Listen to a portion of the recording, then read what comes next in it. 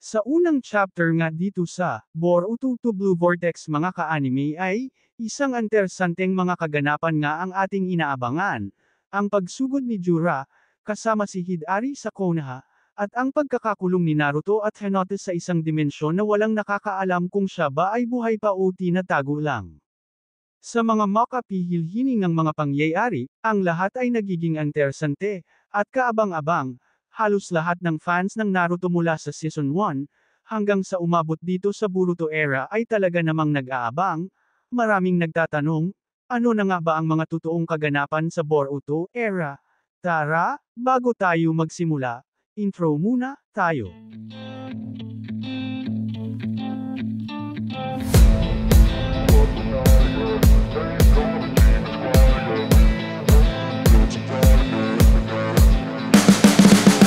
My shoulder cause they treat me like an outcast. I ain't gonna take. Sa Boruto 2 Blue Vortex nga, mga ka-anime ay, inaabangan nga nating lahat, ang mga kaganapan sa bawat eksenang nakakamangha, dahil sa ganda ng mga pangyayari. Imagine mga ka-anime, ang isang bayani ng 4th grade ninja war na si Naruto ay naglaho, bakit? Dahil siya lang naman ay ikinulong ni Koaki sa kanyang sariling dimensyon, pero teka. Sandali, paano kung mamatay si Koaki, paano si Naruto at Hinata, makakaligtas ba sila? Ayon sa aking research mga ka-anime, ang dimensyong pinaglagyan ni Koaki kay Naruto at Hinata, ay isang uri ng dimensyon na kung si Koaki ay mamatay, kusa ding maglalaho ang dimensyong ito, pero teka, andito tayo ngayon sa kwento, kung paano papasukin ng grupo ni Jura at Hidari ang Konoha. Oo mga ka-anime, papasukin nga ni Hidari at Jura ang Konoha.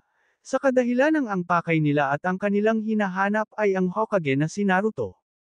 Dahil plano nilang buhayin ang matagal ng plano ng kanilang ancestor ang pagbuhay sa Divine Tree, para muling mabuo at mabuhay ang Divine Tree, na sa pamamagitan ng Nine Tails at Chakra na nasa loob ni Naruto ay muli itong mabobuo, at kanilang itatakda ang pagsakop sa mundo, nang dahil sa Infinite Tsukuyomi. Dito nga mga ka-anime ay tila na sense ni Jura ang chakra ng Nine Tails sa katawan ni Naruto, pero teka. Di ba patay na si Kurama? Paanong naamoy ni Jura ang chakra nito sa Konoha? Habang nasa pintuan ng gate ng Konoha sina Hidari at Jura, sinalubong sila ni Shikadai, Himawari, Inojin, at Chocho. Dito ay kinontak ni Shikadai ang sensory sa pangunguna ni Ino.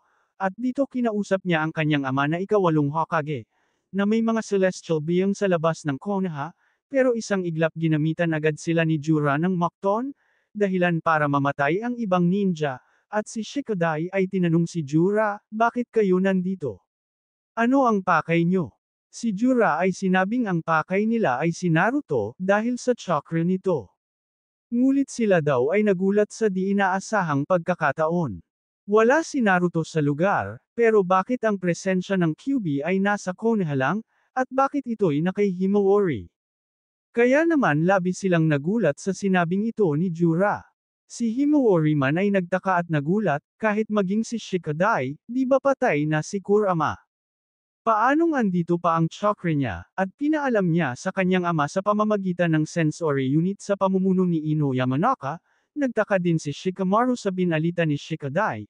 Ngayon ay di na si Naruto ang target ng grupo ni Jura, kundi si Himawari na, samantalang si Boruto ay nakabantay sa katawan ni Sasuke, kasama ang clone ni Jiraiya, ay naramdaman ang presensya ni Jura at Hidari sa Konoha. Subalit hindi maaaring lumitaw si Boruto sa Konoha dahil sa paningin nila ay isa siyang traidor. Ngunit di pwedeng baliwalain ni Boruto ang lahat dahil ang target ng kalaban ay si Himawari na mismo. Samantalang si Koaki ay nanghihina at walang malay ay binabantayan ni Ada. Ang lumikha ng kababalaghan sa Konoha, nang ito'y magising ay naamoy niya agad ang chakra ni Boruto. At bigla siyang nag-teleport dito, pero wala siyang inabutang Boruto sa lugar na pinuntahan niya.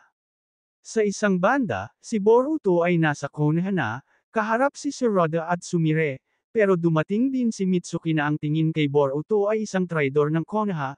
Dito ay buong lakas na inatake ni Mitsuki gamit ang Snake Sage mode niya si Boruto, Pinipigilan siya ni Sarada ngunit si Mitsuki ay nasa loob ng kapangyarihan ni Ada, ang Omnipotence, ngunit desidido na si Mitsuking labanan si Boruto. Pero paano makaligtas sina Himawari kasama ang Team 10 sa kamay ni Hidari at Jura? Mga ka-anime, abangan nyo ang susunod kong episode sa kwentong ito, manatili lang kayong nakaantabay, para sa mga bago ko pang video.